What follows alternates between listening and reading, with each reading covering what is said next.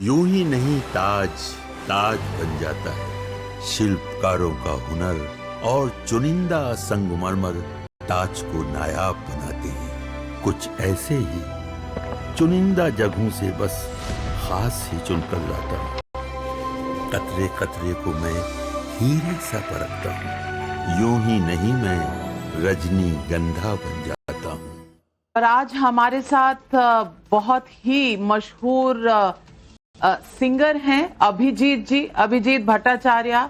लोग इन्हें मोदी भक्त भी कहते हैं। लेकिन अभिजीत जी, आज बहुत से लोग बहुत सी चीजें प्रधानमंत्री नरेंद्र मोदी के बारे में याद कर रहे हैं और कह भी रहे हैं उनके जो पर्सनल इंटरैक्शंस हुए हैं, उन्होंने कैसे बदला है लोगों को। तो अभिजीत जी, मेरा सवाल तो आपसे है कि सबसे पहले आप अपना जज्बा मोदी जी के बारे में सुर में सुना दीजिए, क्योंकि आपसे हम कोई भी जो बात है बिना सुर के तो कर ही नहीं पाएंगे।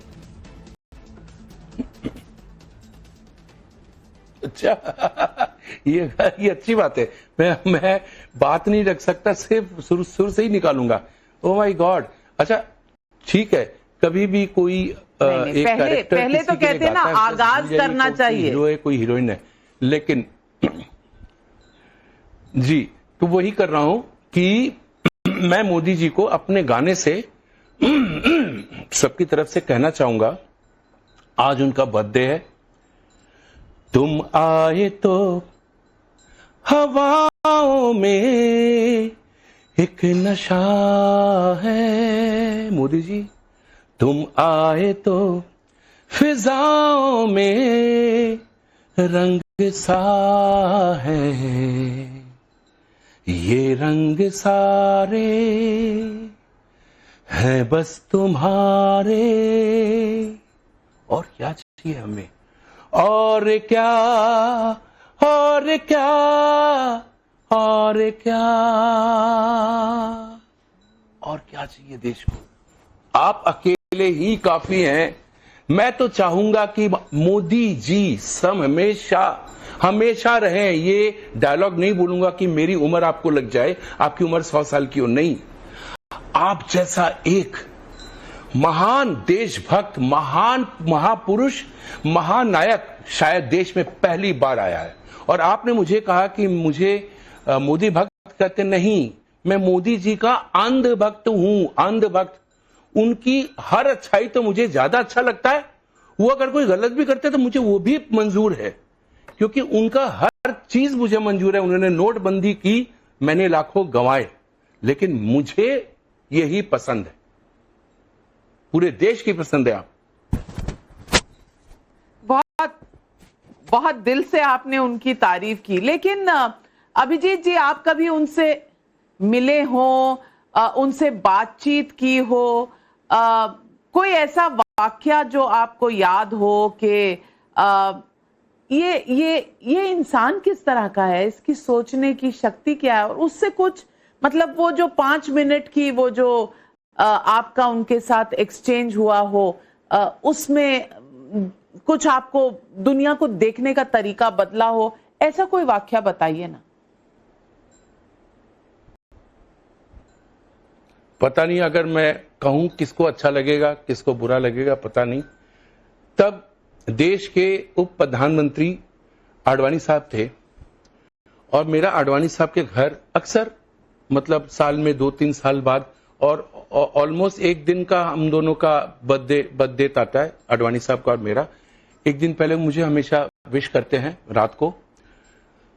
और उस समय वाकया है, देश में बहुत खतरनाक तरीके से आतंकवाद और किलिंग चल रहा था कश्मीर में, और उस टाइम भी पहलगाम में होता था, उससे अमरनाथ यात्रा में बहुत कुछ ये सब हो रहा था।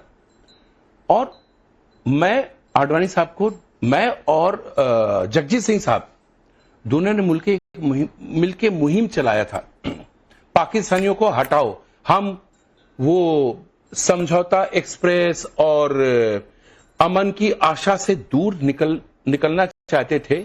मैं और जगजीत सिंह साहब उनके पास गए, और मैंने उनसे, आप सोच सकते कि मैंने उनसे क्या बोला।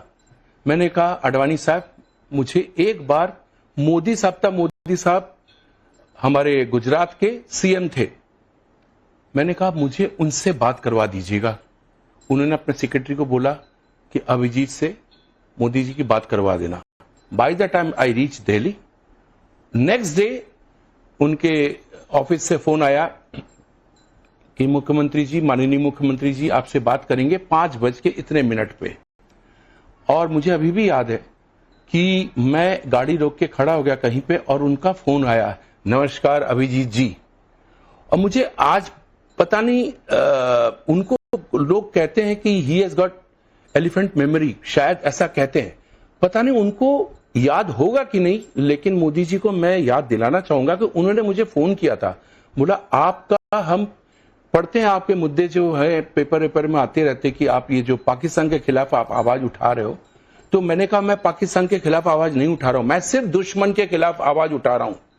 जो हम न्यूज में देखते हैं कि आतंकी देश है, ये है, मैं उनके खिलाफ आवाज उठा रहा हूं और वहां के आर्टिस्ट यहां पे नाच रहे हैं और हमारे देश के महानायक लोग उनके साथ डांस कर रहे हैं। आप इस एक्शन लीजिए। तो सोच लीजिए, आडवाणी साहब को मैंने बोला कि मुझे मोदी जी से बात करना, बस इतना ही कहना चाहूंगा उनके बारे में। उन्होंने सुना, उसके बाद फिर काफी टाइम हो गया जब उनको वो प्रधानमंत्री बने, लेकिन उनको शायद याद होगा। मुझे अभी भी मोदी है तो मुमकिन है, बहुत इस बात पे पूरा यकीन है। लेकिन जो लोग उन्हें ऑपरेशन सिंदूर के बाद नरेंद्र सरेंडर कहते हैं, उन्हें भी आज कोई फिर मैसेज दे दीजिए।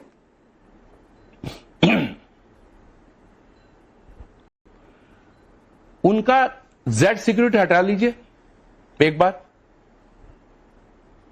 जेड सिक्योरिटी हटा लीजिए ना। उनको वसीयत में मिला है या उनको विरासत में मिला है या उनको इसलिए मिला है जेड सिक्योरिटी को, हिंदुओं को गाली दे, सनातन को गाली दे और जेड सिक्योरिटी ले।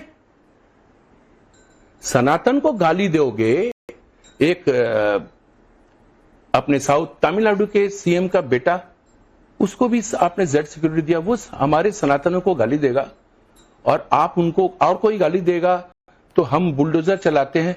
और ये लोग बोलते हैं हम तो जेड सिक्योरिटी है हमारे पास, हम कुछ भी कहेंगे। कब तक, कब तक?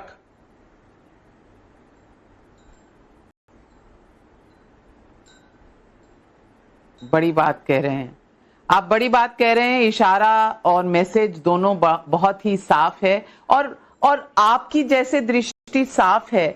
मुझे लगता है आपने जो कहा मोदी है तो मुमकिन है, उन्हें भी कई चीजों पर बहुत क्लैरिटी है।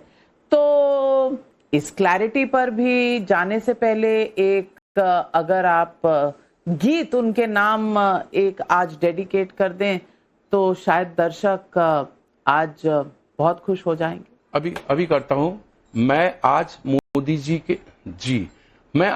जी के जन्मदिन में अपने स्वार्थ की बात, उनको कुछ भेंट देने की जगह मैं चाहता हूं कि वो हमें भेंट दें। मैं चाहता हूं कि हमारे टाइम में मोदी जी जैसे एक प्राइम मिनिस्टर बने। मैं सोचता हूं कि मोदी जी इतना काम करके जाइए कि अगले जो प्राइम मिनिस्टर्स आएंगे हमारे बच्चे उतने ही सुरक्षित रहें जैसे आज हम महसूस करते हैं अपने लिए।